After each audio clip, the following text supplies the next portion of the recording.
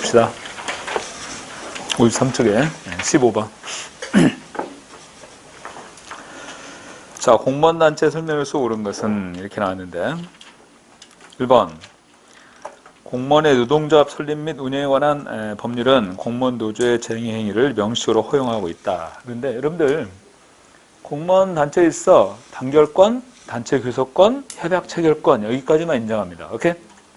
단결권, 단체 교섭권, 협약 체결권 여기까지만 인정한다. 응? 단체 노조 인정 안 하잖아요. 응? 근데 최신 노조 경우는 단체 행동권을 인정합니다. 응? 어떻든 공무원 노조의 쟁의 행위는 원칙적으로 인정하지 않는다. 두 번째, 우리나라 노조 간부를 제외한 공무원 노조의 정치활동을 원칙적으로 허용한다는데 아시다시피 공무원의 정치활동 다 금지되어 있잖아요. 당연히 공무원 노조의 정치활동도 금지되죠. 그러면 공무원 노조에 있어 복수노조 허용하고 있습니까? 네, 복수노조 허용하고 있습니다. 아시겠어요? 복수노조 허용하고 있다. 3번, 우리나라의 공무원 노조의 단체 교섭권을 허용하고 있지 않다. 그런데 아까 얘기했던 것처럼 단체 교섭, 협약 체결권까지도 인정하고 있어요. 오케이? 협약 체결권도. 단체 교섭을 통해 교섭이 이루어진 부분에 대해 협약 체결을 할 수 있다. 그 말이야. 4번, 특정직 공무원 가운데 6급 이하 일반직 공무원에 상당한 외무행정직 공무원은 공무원 노조에 가입할 수 있다. 그러니까 대부분의 특정직 공무원은요, 노조 가입 대상이 아니에요. 일반적으로 보면. 예를 들어서 군인, 군무원, 경찰, 많은 특정직 공무원들 있잖아요. 근데 그 가운데서 일반직 공무원에 상당한 외무행정직 공무원은 노조 가입 대상에 해당된다는 얘기입니다. 예외적으로 인정해 주는 거죠. 이런 경우는. 자, 15번에서 옳은 것은 몇 번? 4번이 맞습니다. 그래서 4번이 맞는 내용이에요. 네.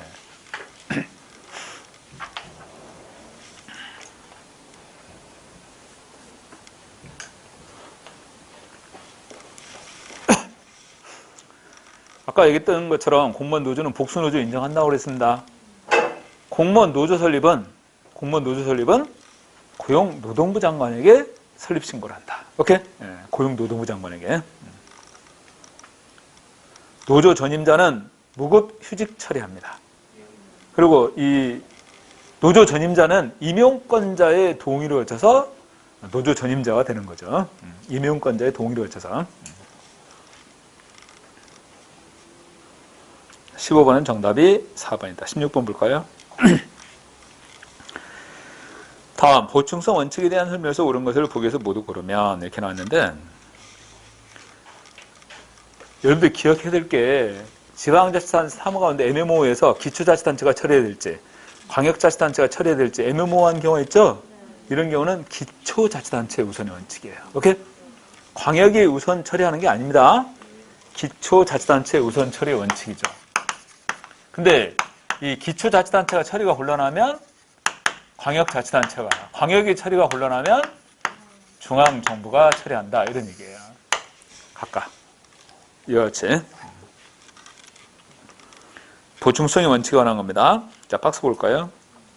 기억, 단편적인 지방 이양의 문제점 보완을 위해서 포괄적으로 사무를 이양해야 된다는 원칙이다. 이건 보충성의 원칙과는 거리가 멀어요. 이게 보충성의 원칙이라고, 이게. 기초자치단체가 처리가 곤란하면 광역자치단체가 처리하고 광역이 처리가 곤란하면 중앙정부가 처리한다는 겁니다. 이은 우선적으로 분권 조치를 취하고 자치단체가 분권의 부작용을 스스로 치유할 수 있는 자정 능력을 갖도록 보완해 나가야 한다는 원칙이다. 분권 조치를 취하고 자치단체가 분권의 부작용을 스스로 치유할 수 있는 자정 능력을 갖도록 보완해 나간다. 이거하고 지금 여기서 표현한 내용하고는 안 맞죠? 응? 니은도. 디귿. 중앙정부가 지방정부의 행정 역량을 보완하기 위해서 지원을 제공해야 된다는 원칙이다. 이건 보충성의 원칙이에요. 니을. 중앙정부와 지방정부 사이의 연계성 부족 문제 극복을 위해서 최선을 다해야 된다. 연계성 부족 문제 극복을 최선을 다해야 된다. 이건 아니죠. 밈. 지방정부가 처리할 수 있는 업무를 상급 지방정부나 중앙정부가 관여해서는 안 된다. 이게 보충성이죠. 그죠? 그리고 이제 이 지방정부가 처리가 곤란하면 광역자치단체가, 광역이 처리가 곤란하면 중앙정부가 처리한다. 이런 얘기니까. 자, 보충성의 원칙에 대한 설명에서 옳은 것 이렇게 표현한다면 디귿하고 미음입니다. 여러분들 이 사무 배분에 있어서는요, 우리나라는 지방자치법에 포괄적 예시주의 원칙을 취하고 있습니다. 오케이? 자, 빨간 볼펜에 써놓으세요. 지방자치법의 사무 배분의 원칙은 포괄적 예시주의야. 응? 지방자치법에 규정되어 있는 겁니다. 포괄적 예시주의. 그래서 지방자치단체 사무에 관한 것들을 몇 가지 이렇게 쭉 예시해 놓고 있다는 거죠. 응? 전부 다 그걸 다 구체화시킨 게 아니라 포괄적 예시주의 방식입니다. 자, 기억해둬야 될 표현이에요. 자, 17번 볼까요? 정보화와 전자정보에 대한 설명에서 옳지 않은 것을 보기에서 모두 고르면 이렇게 나왔는데, 자, 박스에 보니까 기억, 민주성과 효율성을 모두 추구한다. 전자정부가 추진하는 것 가운데 첫 번째가 뭐냐면 능률형 전자정부예요. 첫 번째가. 그 다음에 두 번째는 서비스형 전자정부고, 그 다음에 세 번째는 민주형 전자정부입니다. 근데 어떻든 이 전자정부는요, 이 전자정부가 추진하는 것이 하나가 효율성의 측면, 그 다음에 또 하나는 민주성의 측면이에요. 이것은 효율성의 특징이라고 하는 것은 대내적 측면에서 이것은 대외적 측면에서 민주성을 추진하는 것입니다. 각각.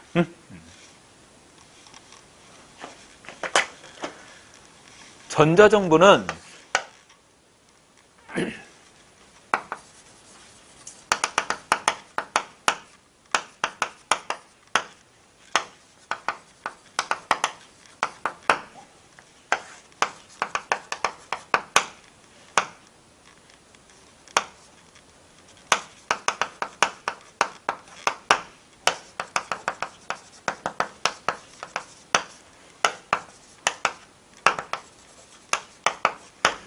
전자정부를 이렇게 표현하거든요. 행정 서비스를 온라인화해서 언제 어디서나 접근 이용이 가능한 정보, 이게 전자정부예요. 이 내용이. 이 법에 규정되어 있는 개념이에요. 이게 전자정부 개념입니다. 행정 서비스를 온라인화해서 언제 어디서나 접근 이용이 가능한 정보, 이런 것들을 얘기한다.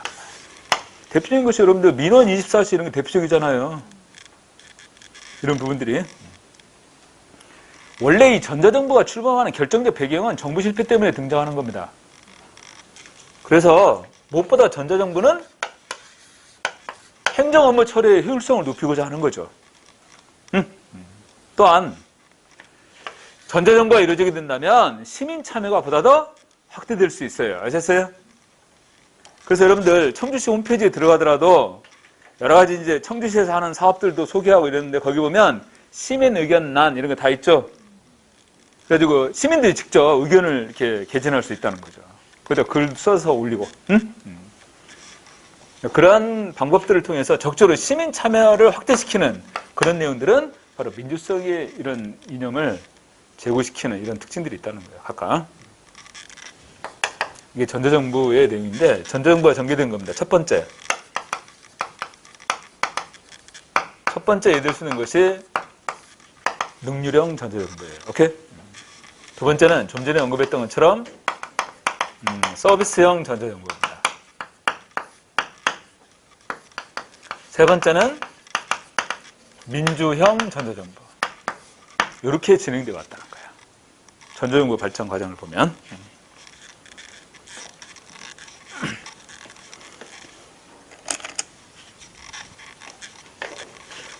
능률형, 서비스형, 민주형 전자정부. 이런 식으로.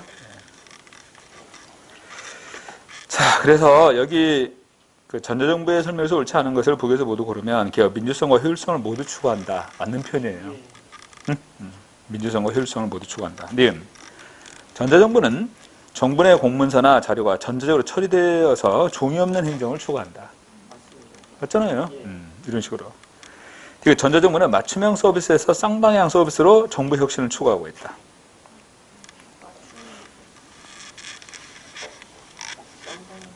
내가 여기 오면 청주시에서 보내는 문자 많이 받아요. 어? 또 다른 데 가면, 다른 데 이제 위치가 바뀌었으니까 또 그 지역에 또 문자가 많이 오고, 지금 이제 특히 코로나 바이러스 이것 때문에 문자 엄청나게 보내잖아요. 그죠? 지방정부도 그렇고. 내가 한 5년 정도 됐나요? 한 5년 전에 베이징을 갔는데, 공항에서 딱 도착하니까 문자가 이렇게 여러 개가 왔더라고. 그래서 뭔가 이렇게 확인해 보니까, 북경에 있는 우리 대사관에서 보낸 문자예요. 그러면서 이제 가급적이면 여행 중에 북한 사람으로 보이는 사람들하고는 접촉하지 말으라고. 그다음 두 번째는, 혼자 돌아다니지 마시라고. 근데 그때 이제 어떤 사건이 있었냐면, 중국에서 여러분들 북한 식당 종업원들 집단 탈출했던 거 기억나십니까? 그 사건이 터졌을 때예요. 그리고 한국 여행객들이 좀 위험할 수 있잖아요. 여행하고 돌아다니면서 납치될 수도 있고. 그래서 이제 그 문자들을 이렇게 쏜 거야.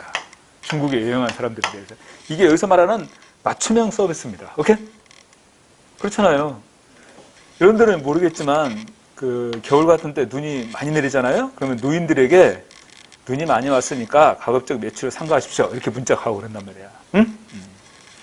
이러한 것들이 여기서 지금 얘기하는 맞춤형 서비스입니다. 오케이? 그래서 전자정부는 이와 같이 쌍방향 서비스에서 맞춤형 서비스로의 정부 혁신을 추구한다. 반대로 표현해야 돼. 응? 맞춤형 서비스로. 리얼 행정안전부 장관은 국가와 지방자치단체 부문계획을 종합해서 5년마다 국가정보화 기본계획을 수립한다. 이렇게 표현했는데, 국가정보화는 국가 전체의 정보통신기술을 확립하는 거죠. 그래서 이건 과학기술정보통신부 장관이야. 응? 행정안전부 장관이 아니고 과학기술정보통신부 장관입니다. 국가정보화 기본계획은. 오케이? 그러면 행정안전부 장관하고 연관되는 건 뭐냐면 행정정보화 기본계획이 따로 있어요. 행정정보화 기본계획이 따로 있는데 그것은 행정안전부 장관입니다. 여러분들 기억해 둘 것이 중앙행정기관 가운데서 지방자치단체 사무를 총괄해서 관리하는 것이 어디예요? 행정안전부죠. 그리고 또 행정안전부는 행정개혁 업무를 총괄하는 곳입니다. 오케이? 행정개혁 업무를 총괄하는 곳이 행정안전부예요. 지금 방금 얘기했던 것처럼 행정정보화 기본계획 이거 행정안전부에 수립한다는 거야. 왜냐하면 개혁 업무잖아. 책임운영 기관의 설치 누가 합니까? 행정안전부가 하잖아. 행정안전부 장관이 이 책임운영 기관 설치하는데 이 책임운영 기관도 행정개혁의 모델이거든요. 그래서 행정개혁 업무를 총괄하는 기관이 행정안전부다. 그래서 행정정보화 기본계획 이것도 바로 행정안전부 장관이 수립하는 거죠. 자, 리얼의 내용에서 국가정보화 기본계획의 수립은 과학기술정보통신부 장관입니다. 국민을 위해서 언제 어디서나 한 번의 서비스가 제공되는 원스톱, 그 다음에 논스톱 전자민원 서비스를 제공한다. 원스톱 서비스, 논스톱 서비스예요. 이런 전자민원 서비스를 제공한다. 여기서 거리가 있는 것은요. 디귿하고 리을이 틀렸어요. 기억, 그 다음에 니은, 미음 이런 녀들이 맞습니다. 오케이? 전자정부에 관한 거. 전자정부가 진행되어 오는 과정이 이런 과정을 거친다. 여기서.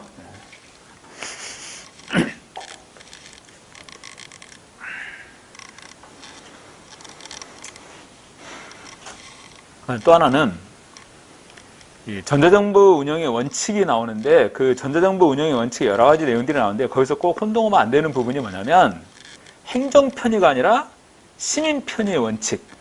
행정편의가 아닌 시민편의의 원칙. 그 다음에 행정정보에 대한 중복 이용이 아니라 공동으로 활용한다. 행정기관들 간에 공동으로 활용하는 것. 공동으로 이용하고 활용한다.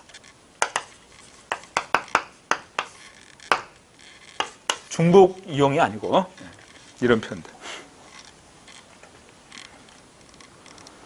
자, 7번의 정답은 디귿하고 리을이 틀렸습니다. 자, 18번 볼까요? 정책 유형론에 대한 설명에서 옳지 않은 것은 리플레와 프랭클린의 보호적 규정책은 다수의 경쟁자 가운데서 특정 개인이나 집단에게 서비스 제공권을 부여하고 이들의 활동을 규제하는 정책이다. 다수의 경쟁자 가운데 특정 개인이나 집단에게 서비스 제공권을 부여한다. 경쟁적 규정책에 관한 것이지? 보호적 규정책 이거잖아. 일반 대중을 보호하기 위한 규제예요. 일반 대중을 보호하기 위한 규제. 농산물에 대한 원산지 표시, 최저임금제 이런 내용들이 대표적인 보호적 규제 정책에 속하는 것들이죠. 응? 그 다음에 다수의 경쟁자 가운데 특정 개인이나 집단에게 서비스 제공권을 부여하고 이들의 활동을 규제한다. 경쟁적 규제 정책입니다.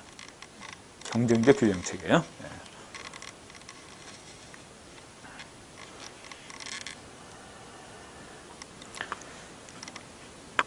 자, 2번에 나와 있는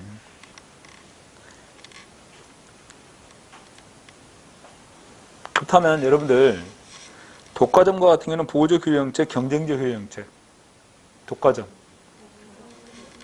그런 경우는 경쟁적 규제정책에서 나타나는 특징이에요. 그죠?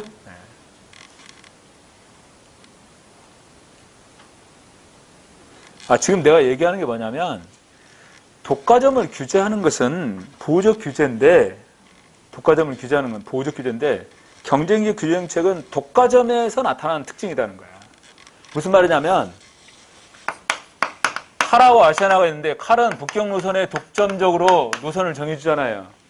아시아나는 뭐 상해 이런 식으로 독점적으로 이 노선을 운영하는 거 아닙니까? 그 다음에 예를 들어서 SK, KT, LG 이 업체들만 인허가를 통해서 이동통신 사업권을 부여해준다 그 말이야. 그럼 뭐가 형성돼? 여기서는 자연스럽게 과점이 형성되고 과점에 따른 이익을 챙길 거 아니냐 이런 얘기죠. 응?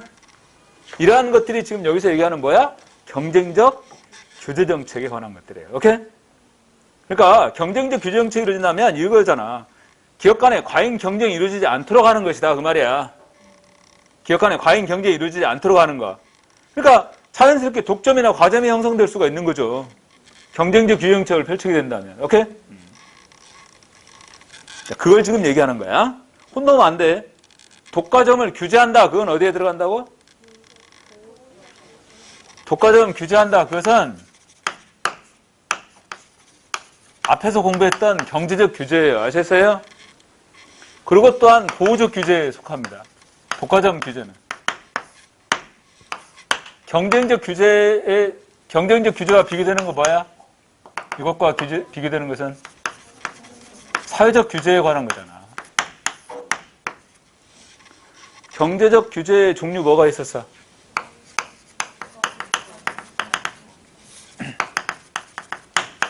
독과점품이 경제적 규제였어요. 오케이?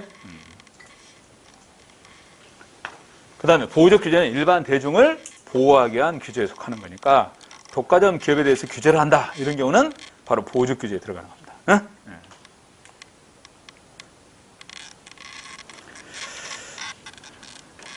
자, 어떻든 다수 경쟁자 가운데 특정 개인이나 집단에게 서비스 제공권을 부여하고 이들의 활동을 규제하는 거. 이게 여기서 지금 얘기하는 뭐야? 경쟁적 규제 정책이에요. 응? 2번 로이는 정책의 유형을 배분정책, 고성정책, 규정책, 잼배정책으로 분류했다. 네 가지로. 여러분들 이 로이의 정책 유형 네 가지 가운데서 게임의 법칙이 작용하는 것은 뭐다? 배분정책, 구성정책, 규정정책, 잼배정책. 뭐야? 게임의 법칙이 작용하는 거. 어? 자, 아무도 대답을 못했어요. 기억을 해둬야 됩니다. 게임의 법칙이 작용하는 것은요, 구성정책이에요. 구성정책이 뭡니까? 정보기관을 새롭게 구성하는 거, 선거구 조정하는 거, 이런 것들이 여기서 말하는 구성정책이잖아. 자, 문재인 정부로 들어왔습니다. 박근혜 정부에서. 정부기구 개편되겠죠? 정보기구가 개편되는데 결국에는 국민안전처 폐지됐잖아요.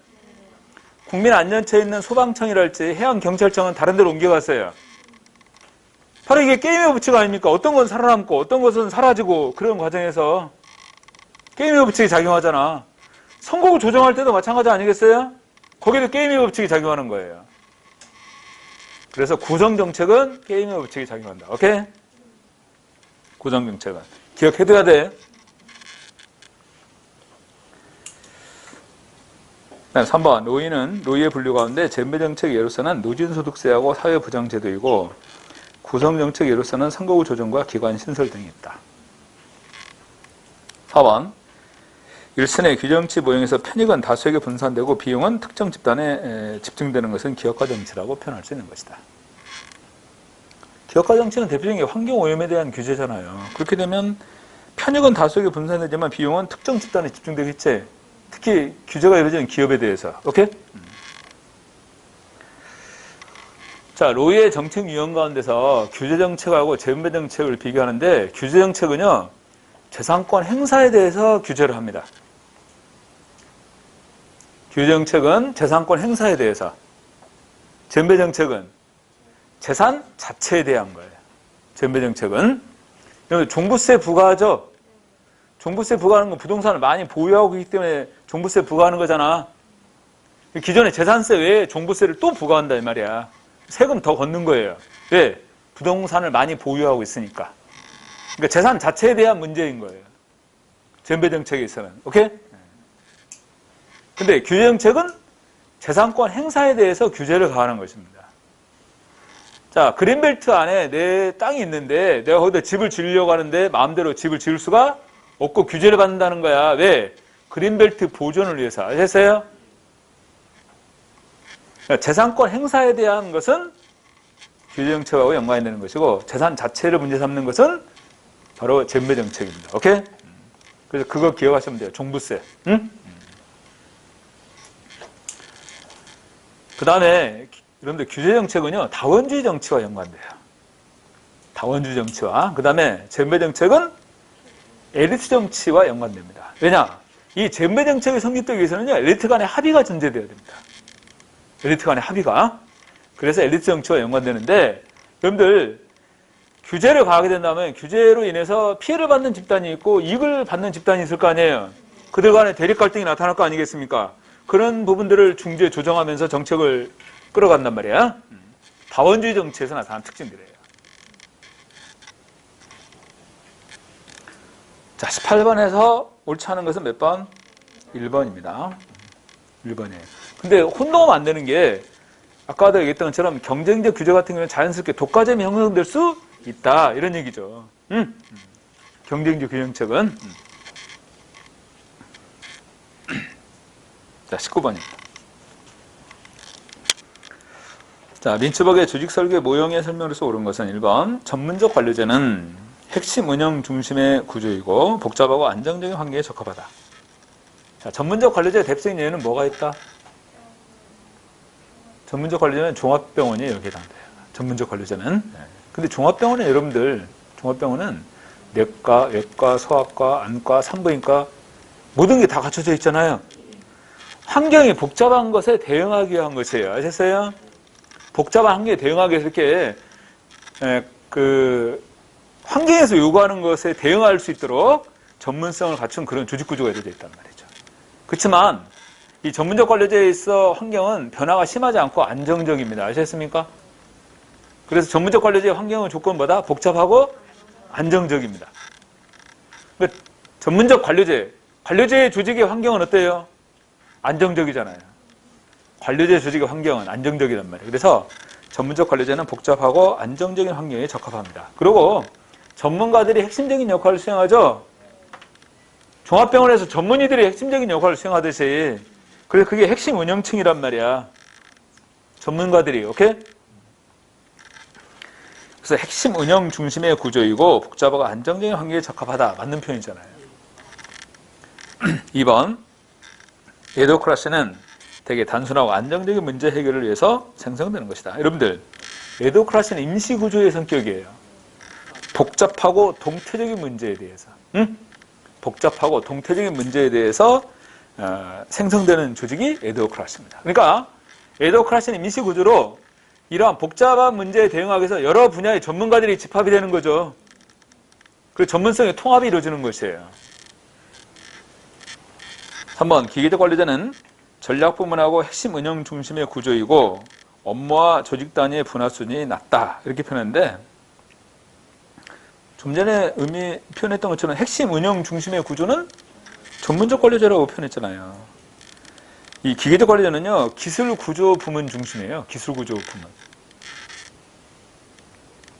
4번 사업부 조직 참모 중심의 구조. 참모 중심의 구조는 에드호크라시입니다. 여러분 에드호크라시는 지원 참모 역할이 아주 중요합니다. 에드호크라시는 지원 참모 역할이 중요하단 말이야. 그런데 사업부 조직은 사업부제는 중간 관리층이 핵심적인 역할을 하죠. 그래서 여러분들 사업부 얘기했잖아. 현대차, 유럽 사업부, 중국 사업부, 미주 사업부 그러면 여기 총괄해서 관리하고 있는 게 본부장들이라고 그랬잖아. 본부장은 말 그대로 부장급이에요. 부장급이기 때문에 중간관리층에 해당되는 거야. 이들이 핵심적인 역할을 하는 거예요. 오케이? 본부장들에 의해서.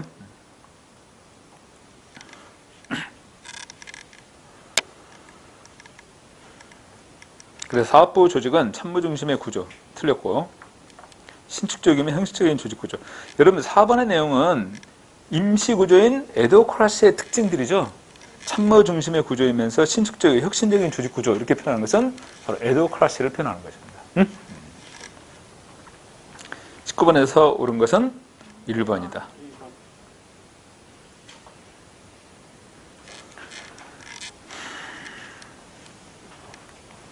자, 20번. 우리나라 지방재정의 설명에서 옳지 않은 거. 1번. 지방자치단체 세입 재원 가운데 자주재원에는 지방세하고 세외 수입이 있고 의존재원에는 국고부조금하고 지방교부세 등이 있다. 지방채는 어디에 들어가요? 자주재원, 의존재원. 지방채는 자주재원, 의존재원 관계없어요. 별도로 존재하는 거야. 그러니까 자주재원이 있고 의존재원이 있고 그 다음에 지방채 따로 있습니다. 이거 자주재원 아니에요. 지방채는 빚내는 건데 물론 예전에는 이걸 자주재원에 포함시켜서 설명하기도 했었는데 지금은 확연히 구분하고 있습니다. 지방채는 별도로 존재하는 재원이에요. 두 번째, 지방자치단체 간의 재정적 불균형을 조정하는 지방교부세 종류로는 보통교부세, 특별교부세, 부동산교부세 등이 있다. 맞는 표현이잖아. 보통교부세, 특별교부세, 부동산교부세 외에 또 소방안전교부세. 교통안전교부세 아니에요. 소방안전교부세야. 3번 지방세 가운데 목적세는 지방교육세하고 지방소비세.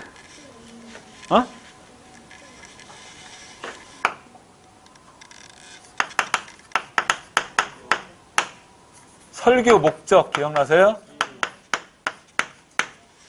설이 뭐야?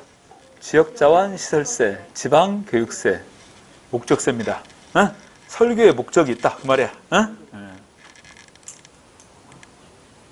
지역자원 시설세와 지방교육세.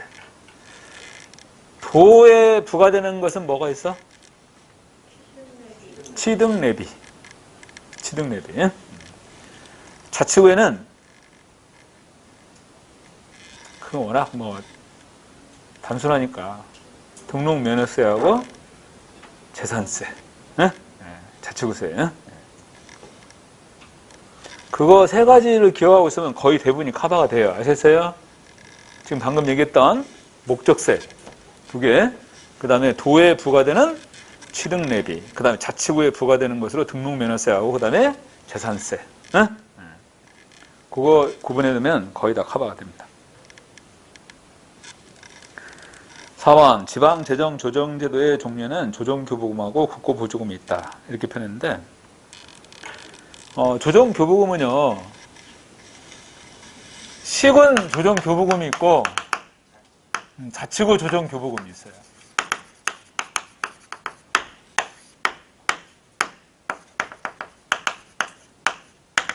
시군 조정교부금은 주체가 교부 주체가 도죠. 그 다음에 자치구 조정교부금의 교부의 주체는 광역자치단체와 특별시입니다. 특별시와 광역시 이렇게 특별시와 광역시는 자치구 조정교부금 이렇게 표현할 수 있습니다. 근데 국고부조금은 중앙정부하고 지방자치단체와의 관계죠. 그러니까 주체가 각기 달라요. 이 조정교부금하고 국고부조금하고 어떻든 지방재정조정제도에 해당되는 것들입니다. 오케이? 이런 부분들이. 자, 20번에서는 3번이 틀렸다. 20번에서는.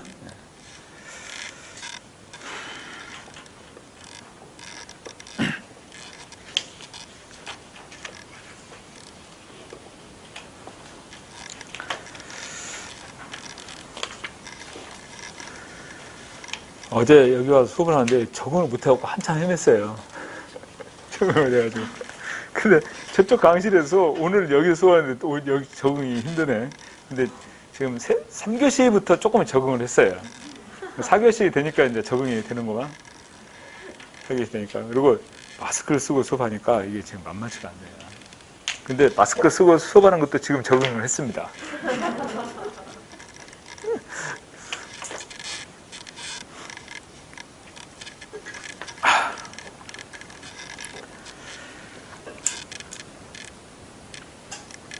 날씨가 이제 계속 더워질 거예요. 날씨가. 지금 벌써 4월 초인데 이 정도면 앞으로 굉장히 날씨가 더워질 거란 얘기야.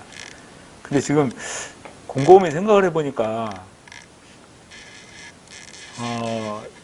국가직이나 지금 지방직 날짜가 지금 안 잡혔잖아요. 물론 지방직에 대한 것은 뭐 변경을 한다 그런 얘기 없었지만 변경이 될 수밖에 없는 게 지금 국가직을 5월 중에 시험 본다고 그러는데 지금 현재 상황으로 봤을 때 과연 5월 중에 시험 볼 수 있을까 싶어요. 좀 상황이 애매모호할 것 같아. 그렇다고 해서 여러분 5월 중에 본다면 첫 주나 마지막 주에는 시험 안 봐요, 잘. 둘째 주나 셋째 주에 걸쳐서 시험을 보는 경우가 대부분이거든요. 그럼 만약에 4월까지 어느 정도 안정이 된다 그러면 5월 한 3주차 정도에 시험 볼 것 같아요, 국가직이. 만약 4월 중에 안정이 된다면. 근데 다행인 것은 오늘 또 지금 확진자가 몇 명 안 나왔어요. 오늘 또 한 5, 60명 나왔나? 아니, 왜냐면 지금 어제 그저께 계속 47명씩 나왔잖아요. 그러니까 100명 아래로 다운된 거예요, 지금. 확진자가.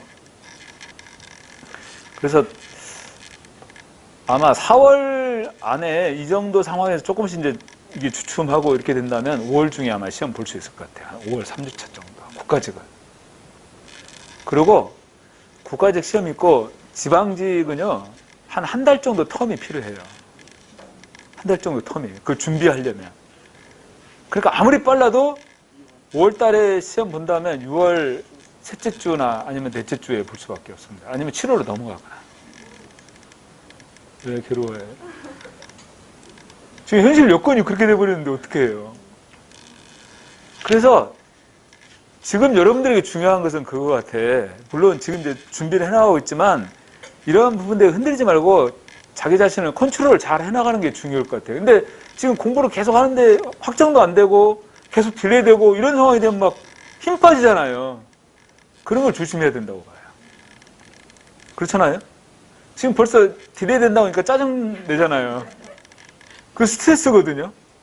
그냥 공부를 더 해야 된다 생각하니까 그런 모양인데 그러지 말고 오히려 짜증나고 그러면요 기분 전환을 하십시오. 오히려. 그래서 뭐 어디 뭐 서울에 가서 바람 한번 쐬고 온다 할지 마스크 쓰고 다니면서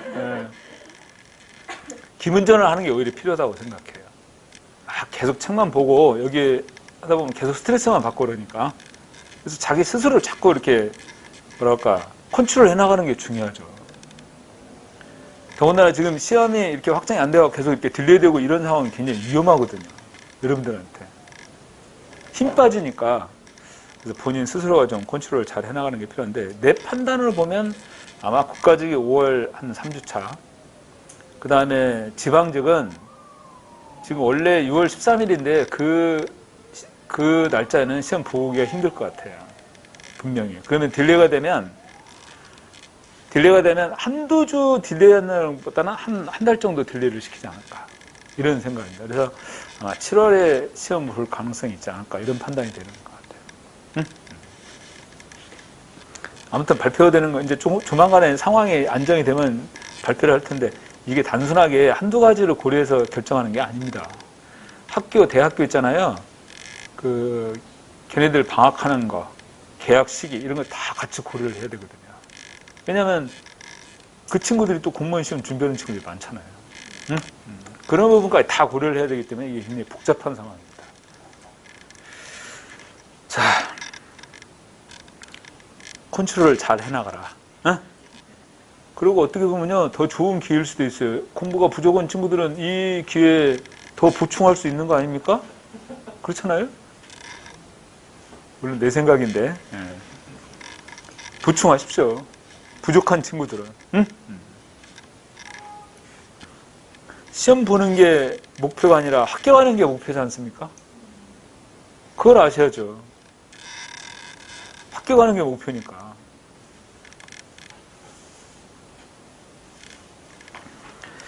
자, 55쪽에 모의고사 8회 몇 문제 풀고 오늘 마무리하겠습니다. 자, 1번 볼까요? 자, 행태적 접근 방법의 설명에서 옳지 않은 것은 이런 문제입니다.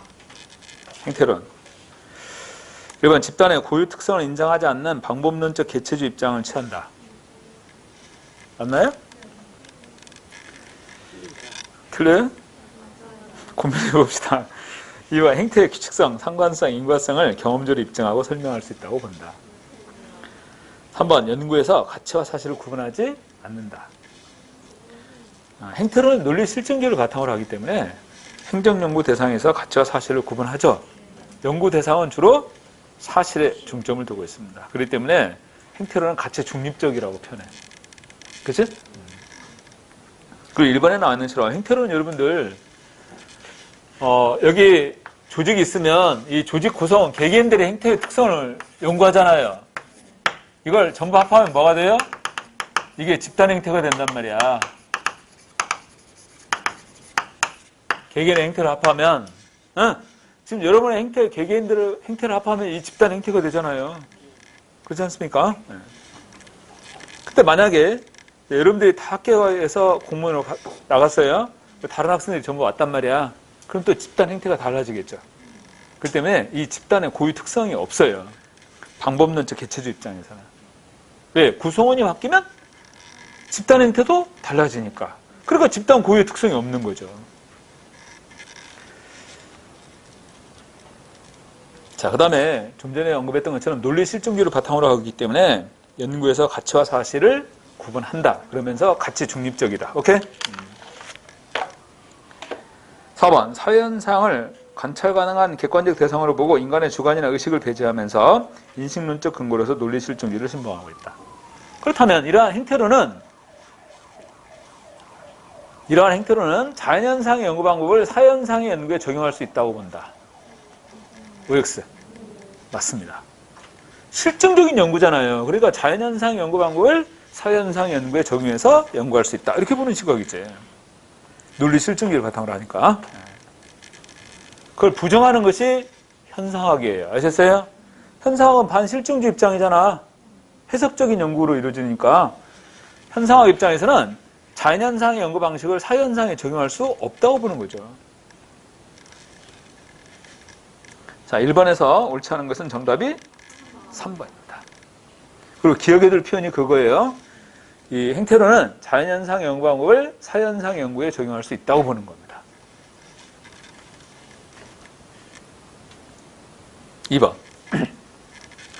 자, 신엘리트론의 설명에서 옳지 않은 것. 신엘리트론 하면 우리는 무의사결정론입니다. 1번. 엘리트들에게 안전한 이슈만을 논의하고 불리한 문제는 거론조차 못하게 봉사하는 무의사결정론과 밀접하게 연결되어 있다. 신엘리트론. 2번. 무스카하고 미엘스 등에 의해서 대표되는 고전적 엘리트 이론과 달리 밀스의 지위 접근법이랄지 헌트의 명성 접근 방법을 도입한 것이다. 그런데 이건 통치 엘리트론에서 나오는 거죠. 이 뒤에 신엘리트론이잖아. 지금 여기 표 나오는 밀스의 지위 접근법, 헌트의 명성 접근법 이런 내용들은 미국의 통치 엘리트론의 시각이에요.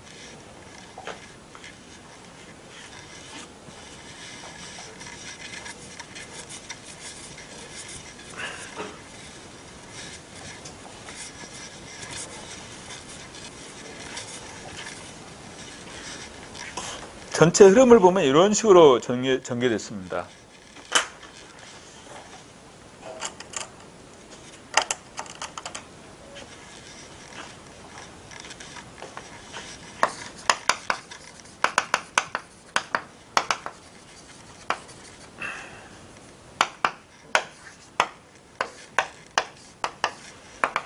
엘렉트론은 고전적 엘렉트론. 이건 19세기 말까지 전개된 게 고전적 엘렉트론이에요. 그 다음에 1950년대에는 미국의 통치 엘렉트론에 관한 거 나왔잖아. 그치? 그리고 1960년대에 등장하는 것이 신 엘렉트론이에요.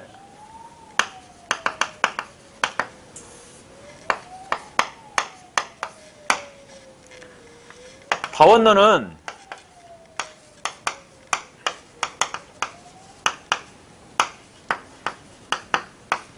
벤츄리하고 트루만의 집단이론이 처음에 등장을 했어요. 여기서 하는 집단이론이란 이익 집단이론 그 말이에요. 그죠? 그 다음에 달의 다원론이 등장합니다. 달의 다원론은 이걸 비판하면서 엘리트 관점에서 다원론의 시각을 설명했어요. 이걸 비판하면서 신 엘리트론이죠.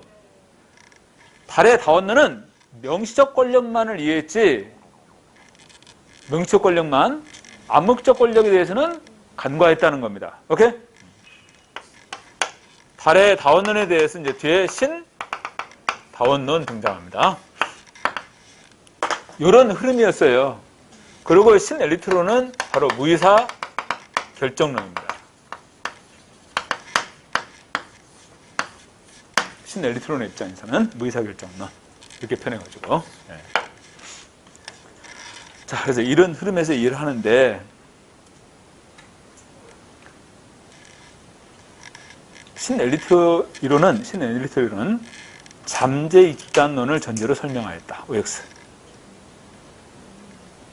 신 엘리트 이론은 잠재 집단 이론을 전제로 설명되었다. 그럼 잠재 집단 이론은 어디서 나오는 거야? 네? 그건 여기서 나오는 거잖아.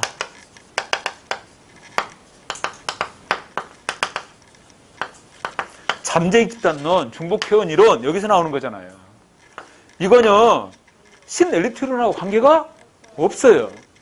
혼동하면 안 됩니다. 잠재 집단론은 초기 집단 이론에서 다원론에서 주장된 거야. 요거였잖아. 청주시장이 있는데 청주시 내에 다양한 이익 집단들이 존재하고 있다는 거예요. 근데 이 가운데서 이 집단들이 앞에서 막 설치는 집단들이에요. 그리고 나머지 집단은 침묵하는 다수죠? 근데 이렇게 설치는 이런 집단들이 요구를 수용해서 만약에 정책을 결정한다 그러면 선거할 때 이 침묵하는 다수는 지금 현재 이 사람을 지지하지 않겠죠? 시장은요, 앞에 설치는 소수보다 침묵하는 다수가 원하는 것을 생각해서 정책의 반영이 결정하는 겁니다. 오케이? 그래야 다음 선거에서 이들의 지지를 받죠. 이 내용이 잠재 집단론이라고. 무의사결정론하고 관계없어요. 아셨어요? 혼동하면 안 됩니다. 잠재 집단론은 여기서 나오는 거예요.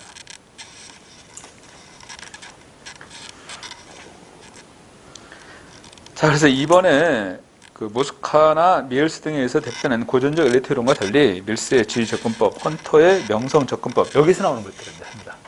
이 미국의 통치 엘리트론에서 나오는 거죠. 그 뒤에 이제 신 엘리트론이니까. 3번 정책 결정에 영향을 미치는 정치 권력은 두 가지 얼굴이 있다고 주장했습니다. 신 엘리트론에서는 밝은 얼굴이 있고 어두운 얼굴이 있는데 밝은 얼굴을 통해서 나오는 것이 명시적 권력이고 어두운 얼굴에서는 암묵적 권력이 행사된다. 그런데 좀 전에 얘기했던 것처럼 달의 다원론은 명시적 권력에 대해서만 설명을 했지 암묵적 권력은 간과했다는 거예요. 정책 결정에 영향을 미치는 정치 권력은 두 가지 얼굴이 있다고 가정하고 주장하고 이 가운데 하나의 측면만을 고려하는 다원주의를 비판한다. 달의 다원론을 비판한 거예요. 4번 엘리트는 정책 문제의 정의와 의사설정 과정에서 은밀한 영향력을 행사하기 때문에 실증적인 분석 방법론의 활용이 어렵다고 주장한다. 왜냐하면 겉으로는 드러나지 않는, 그죠? 은밀한 권력 행사가 이루어지게 됩니다. 그런데 이런 것들을 밝혀내기가 이게 쉽지가 않죠. 그런 면에서 이러한 은밀한 영향력을 행사하기 때문에 실증적 분석 방법론의 활용이 어렵다. 이렇게도 주장한다는 거예요. 2번에서 거리가 있는 것은 2번이 틀렸습니다. 오케이? 2번이. 이러한 신엘리트론은 공익을 주장하는 이론에 해당한다. 공익보다는 기존 엘리트들의 이익, 여기에 더 중점을 두고 있어요. 공익보다는 기존의 엘리트의 이익, 여기에 더 중점을 둡니다. 공익을 중시하는 게 아니에요. 그리고 무의사결정은 정책 과정 전반에서 나타나. 처음에는 정책 의제 설정 과정에서 이제 나타난다고 보고 설명을 했는데 연구해 보니까 정책, 결정, 집행, 평가 모든 과정에서 무의사결정이 다 나타난다. 응? 또 하나, 이건요 의도적인 거예요. 의도적인 겁니다. 현상유적인 비결정이고 의도적인 무결정이잖아요. 그렇죠? 의도적인 행위예요. 그리고 아까 지적했던 것처럼 이 잠재익 집단론하고는 관계가 없어요. 혼동하면 안 됩니다. 자, 오늘은 여기까지 설명을 하겠습니다. 오늘은. 네. 근데 정말 여기로 오니까요 깨끗하고 너무 좋은 것 같아요. 열심히들 하시기 바랍니다. 좋은 환경에서. 자, 오늘 수고하셨습니다.